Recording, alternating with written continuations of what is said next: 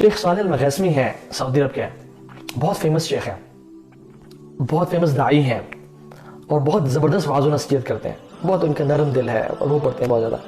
تو وہ خود واقعہ بتا رہے تھے کہ میری ہارٹ کا بائی پاس ہونا تھا اور مجھے بڑی ٹینشن تھی اور بڑی، تو خیر میں نے ڈفرینٹ چیک اپس کرا کے ہاسپٹل لے جایا گیا اور میں نے انشاءاللہ اللہ پہ توکل کیا کہ ٹھیک ہو جائے گا.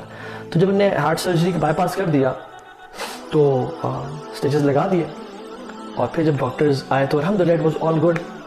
لیکن کچھ دیر بعد آہستہ آہستہ ایک ڈاکٹر آئے، دوسرے آئے، تیسرے آئے، چوتھے آئے، پانچویں آئے اور کافی سارے ڈاکٹر جو ٹاپ کے تھے وہ میرے اوپر کھڑے ہو گئے اور مجھے مجھے آبزرو کر رہے تھے، دیکھ رہے تھے. تو مجھے ان کے چہرے پہ پریشانی کے اثرات نظر آئے اور میں نے دیکھا کہ یہ تو کچھ حالات خراب ہے. تو میں نے ان سے پوچھا کہ کیا معاملات. تو انہوں نے کہا کہ آپ کے اس کو دوبارہ کھولنا پڑے گا اور دوبارہ ہمیں سرجری کرنی پڑے گی بیکاز دیر سم پرابلم، میں بھی کوئی خون واپس گردش نہیں کر رہا جس سے کرنا چاہیے تھا اور ساری بات. تو کہتے ہیں کہ پہلے تو میں پریشان تھا لیکن اب تو میری پریشانی مزید بڑھ گئی کہ اس اسٹیچز کو دوبارہ کھول کے اور دوبارہ سے ری سرجری کرنی پڑے گی.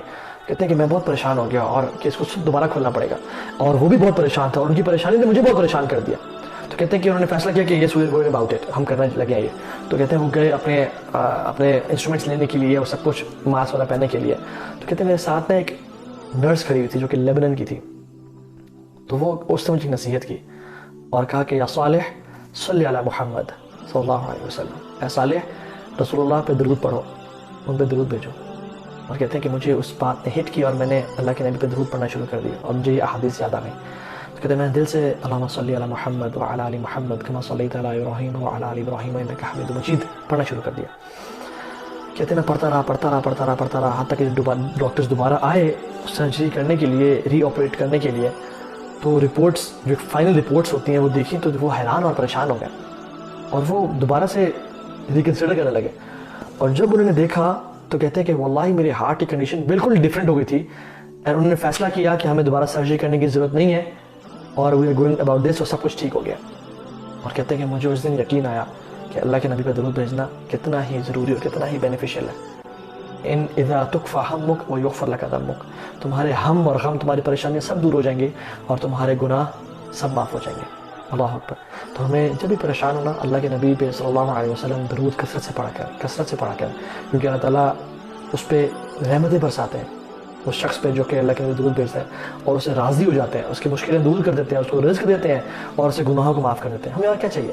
ہمیں رزق کے لیے دعا کرتے ہیں، ہم پریشانیوں کے دور ہونے کے لیے دعا کرتے ہیں، ہم اپنے حالات کو بہتر کے لیے دعا کرتے ہیں. جو شخص اللہ کے نبی پہ کثرت سے درود بھیجتا ہے اللہ تعالیٰ اس کے ساتھ یہ معاملہ پیش کرتے ہیں. تو اللہ تعالیٰ ہمیں بھی رسول اللہ صلی اللہ علیہ وسلم پر کثرت سے درود بھیجنے والا بنائے، کیونکہ ایک حدیث میں آتا ہے اللہ کے نبی کے ساتھ وہ لوگ ہوں گے جو ان پہ کثرت سے درود پڑھتے ہیں. تو ہم چاہتے ہیں اپنے پہ سوال کریں، کیا میں چاہتا ہوں کہ میں رسول اللہ صلی اللہ علیہ وسلم کے پاس قیامت کے دن محشر کے میدان میں ان کے ساتھ کھڑا ہوں؟ اگر تو ہم چاہتے ہیں اور واقعی میں ہم سیریس ہیں تو پھر کثرت سے اللہ کے نبی درود پڑھیں. اور میں ذکر سے کی آخری بات کر دوں وہ یہ ہے کہ ذکر صرف زبان سے نہ ہو بلکہ دل سے بھی ہو، دل کا تعلق اور زبان کے ساتھ ہو. ایسا نہ ہو کہ ہم ذکر تو کر رہے ہیں لیکن ہمیں سمجھ ہی نہیں آ رہا ہم کیا پڑھ رہے ہیں. وَلَا تُطِعْ مَنْ أَغْفَلْنَا قَلْبَهُ عَنْ ذِكْرِنَا، اللہ کہتے ہیں کہ اس کو فالو مت کرے اللہ کے نبی صلی اللہ علیہ وسلم جس کا دل ہمارے ذکر سے غافل ہے. تو دل بھی ذکر سے غافل ہوتے ہیں، تو ایسے لوگوں سے مت بنیں جن کا صرف دل ذکر سے جو غافل اور زبان ذکر کر رہی ہے. Other be from those people جو کہ زبان سے تو ذکر کر رہے ہیں اور ساتھ ان کا دل بھی اس ذکر میں انوالوڈ ہے، وہ اس کی انٹینسٹی کو فیل کر رہا ہے، وہ اس کے مزے کو، اس کی لذت کو فیل کر رہا ہے. کیونکہ ایک آتا ہے الَّذُّ اللَّيْلِ فِي لَيْلِهِمْ اہل اللیل فی لیلہم الَّذُّ من اہل اللہو فی لہوہم. رات کو اٹھ کے عبادت کرنے والے کا جو نشہ اور جو مزہ ہے وہ رات کو اٹھے گناہ کرنے والوں سے بہت زیادہ ہے.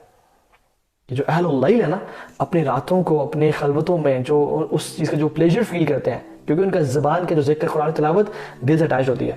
الَّذُّ مِنْ أَهْلِ اللَّهِ فِي لَهْوِهِمْ It is far better and far pleasurable than those who sin. جو شخص جس کو اللہ تعالیٰ کی یاد کا مزہ آ جائے وہ پھر کسی اور چیز میں انوالو نہیں ہوتا، اس کی نجات ہو جاتی ہے.